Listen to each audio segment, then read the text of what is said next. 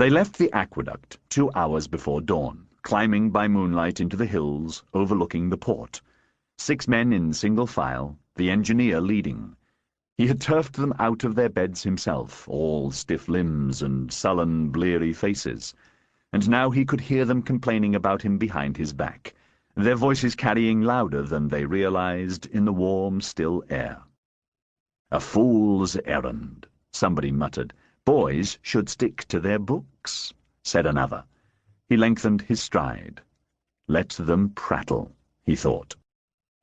Already he could feel the heat of the morning beginning to build, the promise of another day without rain. He was younger than most of his work gang and shorter than any of them. A compact, muscled figure with cropped brown hair.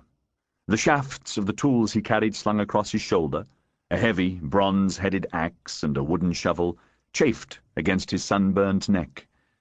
Still, he forced himself to stretch his bare legs as far as they would reach, mounting swiftly from foothold to foothold, and only when he was high above Misenum, at a place where the track forked, did he set down his burdens and wait for the others to catch up. He wiped the sweat from his eyes on the sleeve of his tunic. Such shimmering, feverish heavens they had here in the south. Even this close to daybreak, a great hemisphere of stars swept down to the horizon. He could see the horns of Taurus, and the belt and sword of the hunter. There was Saturn, and also the bear, and the constellation they called the Vintager, which always rose for Caesar on the 22nd day of August, following the festival of Venalia, and signalled that it was time to harvest the wine.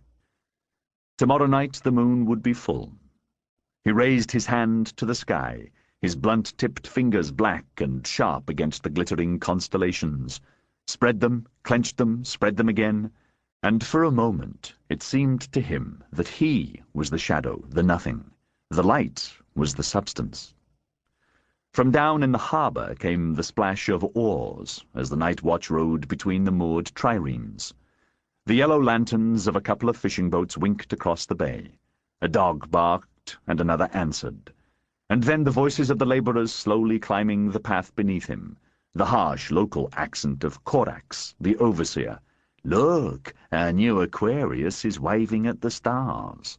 And of the slaves and the freemen, equals for once in their resentment if nothing else, panting for breath and sniggering. The engineer dropped his hand. "At least," he said, "with such a sky we have no need of torches."